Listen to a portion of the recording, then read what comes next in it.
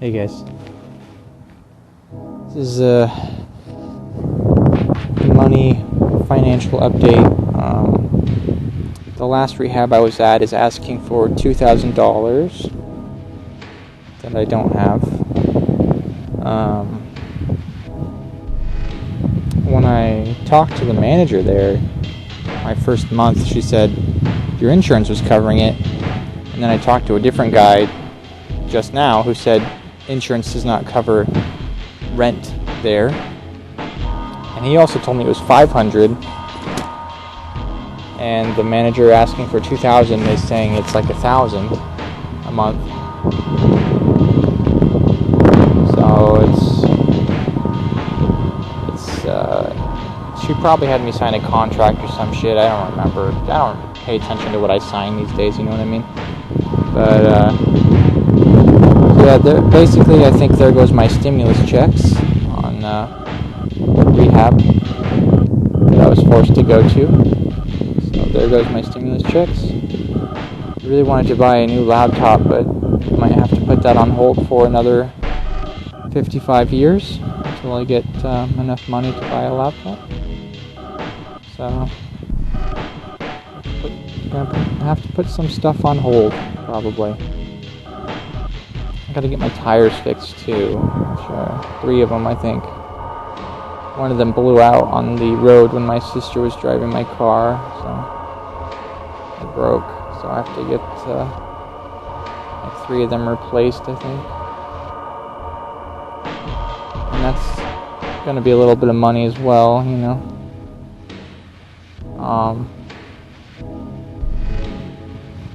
I don't even have my car, my parents have it, so if I get a job I think they'll give it back to me, but I don't have a job yet. But I just got my security fingerprints done to renew my license yesterday, so I'm going to start applying to security jobs very soon, I think, ? And then get a job pretty quick, I guess, and start working.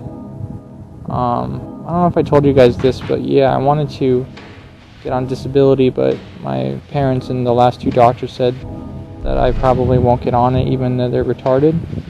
But my mom wants me to work, and my friend wants me to work, Jan wants me to work, and probably a lot of people want me to work. It's just that Jared doesn't really want Jared to work, you know? I mean, maybe a little bit. I can try working a little bit, see how it goes, but it just hasn't really gone well in the past. Whenever I try to work, I always end up quitting or getting fired, and I feel like people don't understand that about NEETS, is that they, I guess they have a hard time with jobs or something, I don't know. But, a lot of NEETS don't even get jobs, I think. They never get a job their whole life or something. And then, I don't know. I don't talk to a whole lot of NEETS, to be honest. I don't know very many of them, especially in real life. I mean, I see the threads on like Reddit and WishChan about NEETS, but like I never meet another one in real life, really. Besides Kev, who lives out in the desert and does cough syrup all the time.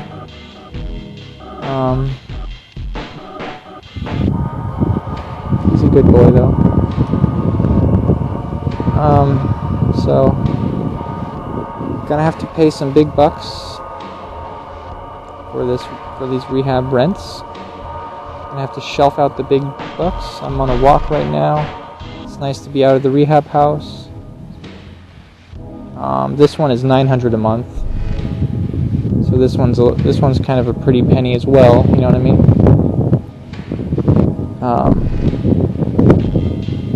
Which is funny because you share a room with like 8 dudes, right? But they charge you $900. Whereas in like the real world, you can probably get a room for like $900, but you don't share it with like eight guys, you know? So it's funny that they would charge so much for a room that you share with 8 people. It's very Jewish and retarded. But that's how rehabs work, and that's how they go.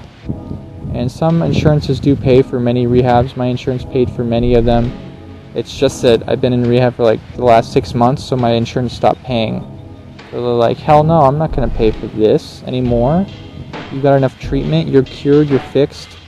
What my insurance said was that, like, it doesn't seem like these rehabs are making a big improvement on your cognitive mood, which they're not, because I don't really feel like rehabs or medicine work any wonders for me or improve my mood or my mindset or anything like that, very much in the slightest. I feel like they're a scam and they're for retarded normies who, like, get addicted to drugs or break up with their girlfriends, get depressed, want to jump off a bridge or something stupid like that. But for people like me, it's like they're just wastes of time in a world that's already a waste of time, where everything you do on the planet is a waste of time, you know. So it's all just blended up into a big blender of wasted time.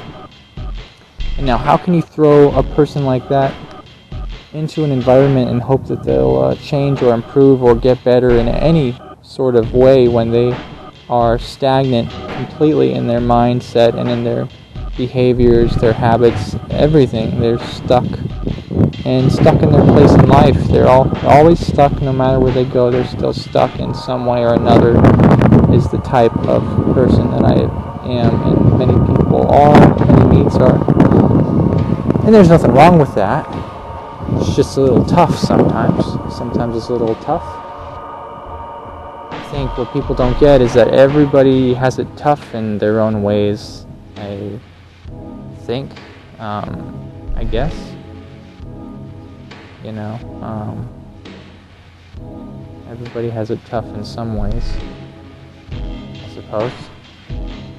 Some people don't, I don't know, so,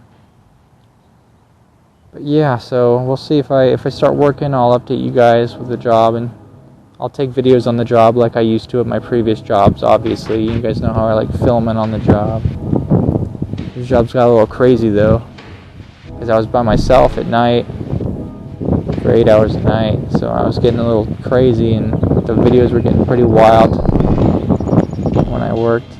Pretty silly videos. It'd be fun to do those again, but I'll try to not be as silly and crazy when I do the videos this time. There's a person walking their dog. Hold on a second. It might be a MILF. It's probably a MILF walking their dog. Yeah. So,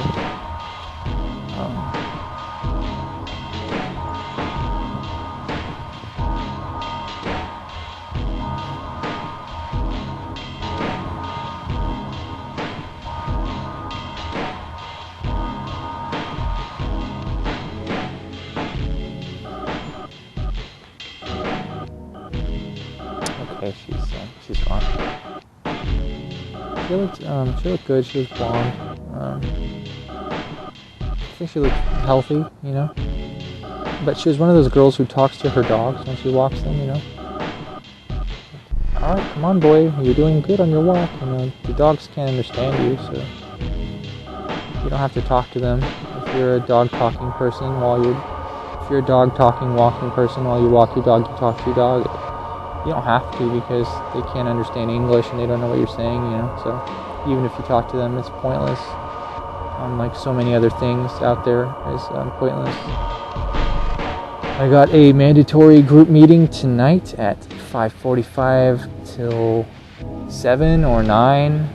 I don't know. It could be long, could be short, who knows. So hopefully the manager doesn't... it always creeps me out because the manager's a really strict military creepy guy. So hopefully I don't freak out, you know, in the meeting.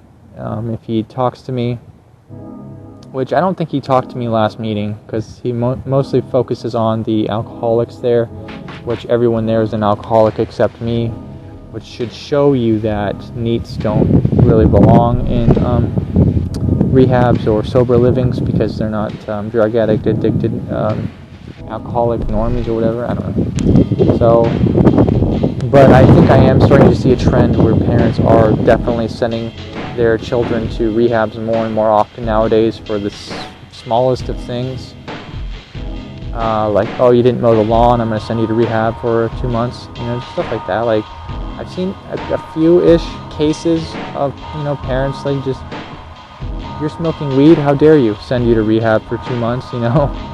It's fucking dumbass, fucking dumb piece of shit motherfucker boomers sending their kids to rehab for the stupidest of reasons, smoking weed, whatever. It's so funny and it's so sad and so pathetic. These hypocritical idiots sending their children to rehab when they had the fucking nerve of giving birth to them and then sending them to these fucking rehab centers to rehabilitate them, aka re-brainwash them into being some normal fucking cog in the machine. It's fucking pathetic and disgusting. But that's what they're doing. I have to look around. Yeah, there's nobody around, so I can talk. But that's what's going on right now, and this is happening to many people, not just me. It feels like it's just me,